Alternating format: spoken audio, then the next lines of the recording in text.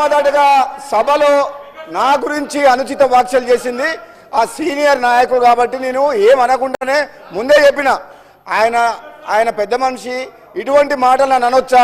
అది పార్టీ అధ్యక్ష అది పార్టీ అంతర్గత విషయం మంత్రులు ఎవరు కావాలి మంత్రులు ఎవరు కావాలి ఎవరు చేయాలని పార్టీ అంతర్గత విషయం అధ్యక్ష మీరు చెక్ చేయండి రికార్డ్స్ ఒకనాడు హరీష్ రావు గారు బాబు ఒక నిమిషం రంగన్న ఒకనాడు హరీష్ రావు గారేమో ఆ రోజు నా గురించి నా మంత్రి పదవి గురించి మాట్లాడు మళ్ళా కడియం శ్రీహరి గారు మాట్లాడారు మా పార్టీ గురించి అధ్యక్ష మా పార్టీ అంతర్గత విషయం గురించి ఎవరి మంత్రులు కావాలి మా పార్టీ అధిష్టానం ముఖ్యమంత్రి గారు నిర్ణయం తీసుకుంటారు ప్రతిసారి వీళ్ళ దుర్బుద్ధి ఏంటంటే అధ్యక్ష వాళ్ళకి అధికారం పోయినప్పటి నుంచి మా కాంగ్రెస్ పార్టీ సభ్యుల దగ్గర పోయి నీకు మంత్రి పదవి రాలేదు నీకు అది రాలేదు నీకు అది అని మమ్మల్ని రెచ్చగొట్టి పార్టీని చీల్చే కుట్ర వీళ్ళు చేస్తున్నారు అధ్యక్ష ఇది వాళ్ళ నైజం వాళ్ళ కడుపులో విషయం ఉంది నన్ను ప్రతి ఒక్కరి దగ్గర పోయి నువ్వు మంత్రి కాలేదా ఇవన్నీ మాట్లాడేది ఇది ఈ కుట్ర చేస్తున్నారు కడియం శ్రీహరి గారు మీరు నాలాంటి మనిషిని పట్టుకొని అధ్యక్ష నేను తెలంగాణలో పార్లమెంట్లో తెలంగాణ కోసం కొట్లాడిన మనిషిని నా పదవిని ఇట్లా గడ్డిపోతలా పడేసి మీకు వ్యతిరేకంగా పోరాటం చేసిన మనిషిని నాకు పదవులు ముఖ్యమా అధ్యక్ష నేను పదవుల కోసం పాకులే మనిషిని అయితే పదవికి రాజీనామా చేసి మీ ప్రభుత్వాన్ని మున్గోడు ప్రజల కాళ్ళ దగ్గర తీసుకొచ్చిన అధ్యక్ష నేను మీరు తాటికొండ రాజే అనే వ్యక్తికి ఉద్యమకారునికి మిమ్మల్ని నమ్ముకొని టీఆర్ఎస్ పట్లకు వస్తే ఒకసారి మంత్రి పదవి నుంచి తొలగించి అవమానించుండ్రు ఇంకోసారి టికెట్ ఇవ్వకుండా అవమానించుండ్రు అది కడియం శ్రీహరి గారి చరిత్ర అది పచ్చకామర్లకు లోకమంతా అధ్యక్ష మా ముఖ్యమంత్రి గారు మా గవర్నమెంట్ కాంగ్రెస్ పార్టీ 100 సార్లు చెప్పిన అధ్యక్ష 100 సార్లు ఏమని ఈ 6 గ్యారెంటీల పథకాలు హామీలు విడతల వారీగా మేము అమలు చేస్తాము అని చెప్పినాం మా గవర్నమెంట్ కమిట్మెంట్ తోటి ఉన్నది ఆల్రెడీ కొన్ని కమిట్మెంట్ ఫుల్ఫిల్ చేసింది మీరు ప్రతిసారి అసెంబ్లీలో కానీ బయట కానీ అబద్ధాలు ఆడినరు మీరు ఎప్పుడు చేస్తారు అని అన్నారు మీరు వచ్చి 2 నెలలు అయింది మీరు 10 ఏళ్ల పాటు డబుల్ బెడ్రూమ్ ఇల్లు కట్టిస్తున్నారు నిరుద్యోగ భృతి ఇస్తున్నారు 3 ఎకరాల స్థలం ఇస్తామన్నారు ₹1,00,000 రుణమాఫీ చేస్తామని చెప్పి 5 ఏళ్ల కింద 2018లో ఎన్నేళ్లకు చేసింది అధ్యక్ష వీళ్ళు ఇచ్చిన హామీల విషయంలో వీళ్ళు గతంలో 10 ఏళ్లు పరిపాలించి ఒక్క హామీ నెరవేర్చలేదు మాకు 2 నెలలు సమయం కాలేదు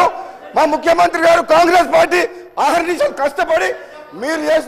చేసిన తెలంగాణ ఆగమైన తెలంగాణని గాడిలో పెడతామని చెప్పి మా కాంగ్రెస్ పార్టీ ప్రభుత్వం కృతనిశ్చయంతో ఉంది మీకెందుకు కడుపులమంట అంటే మేము చేయొద్దా మీకు అవకాశం ఇచ్చారు 2 సార్లు మీకు 2 సార్లు అవకాశం ఇచ్చారు 10 ఏళ్ళు పరిపాలించారు మీరు విద్యని వైద్యని గాలి కొదిలేసిన మనుషులు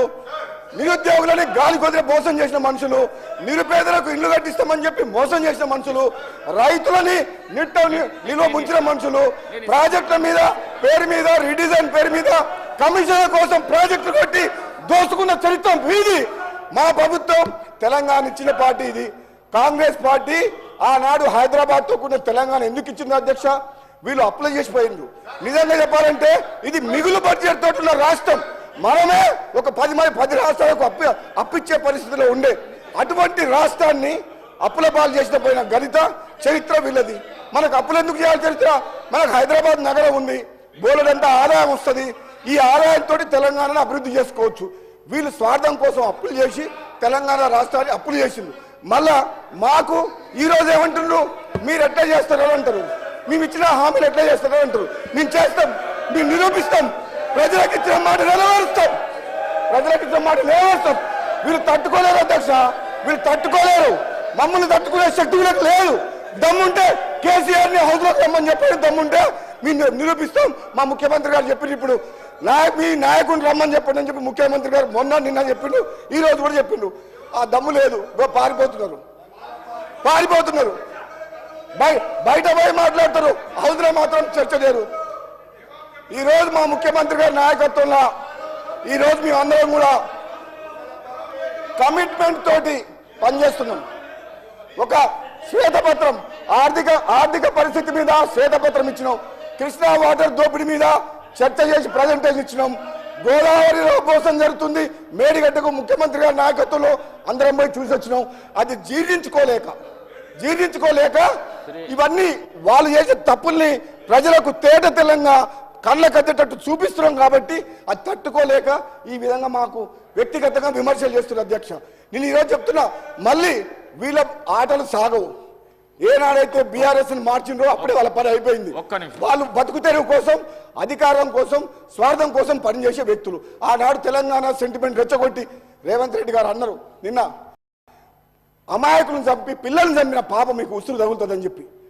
వాళ్ళ కుటుంబం లక్షల కోట్లు దోసుకుంది అధ్యక్ష. ఆ పాపం ఎవరో త్యాగం చేస్తే త్యాగాల పునాదం మీద ఏర్పడ్డ తెలంగాణలో ఒక్క కుటుంబం బాగుపడి లక్షల కోట్లు దోసుకున్న చరిత్ర వాళ్ళది. అది తెలంగాణ ప్రజలు 2 సార్లు తప్పు చేసినామని గమనించి ఈరోజు గ్రహించి మళ్ళీ తెలంగాణ ఇచ్చిన కాంగ్రెస్ పార్టీకి పట్టం కట్టిన అధ్యక్ష. ఇది పేదల ప్రభుత్వం, పేదల రాజ్యం, పేదల కోసం పనిచేస్తుంది. ఈరోజు మమ్మల్ని మా లోపల చీలిక తీసుకొచ్చి నన్ను రెచ్చగొడతారు. నీకేం కాలేదా అంటారు, ఇంకోటి దగ్గర పోతారు, నీకేం రాలేదా అంటారు. ఎంతసేపు మనం చీల్చి మళ్ళీ అధికారం రావాలని కుట్ర చేస్తున్నారు అధ్యక్ష. కానీ వాళ్ళ పప్పులు ఉడుకోవు. మేము కాంగ్రెస్ పార్టీ ఈరోజు మా ముఖ్యమంత్రి గారి నాయకత్వంలో అందరం కలిసికట్టుగా ఐకమత్యంతో తెలంగాణ ప్రజల కోసం పనిచేసింది తప్పితే పదవుల కోసం పాకులాడే మనుషులం కాదు అధ్యక్ష. థ్యాంక్ యూ అధ్యక్ష.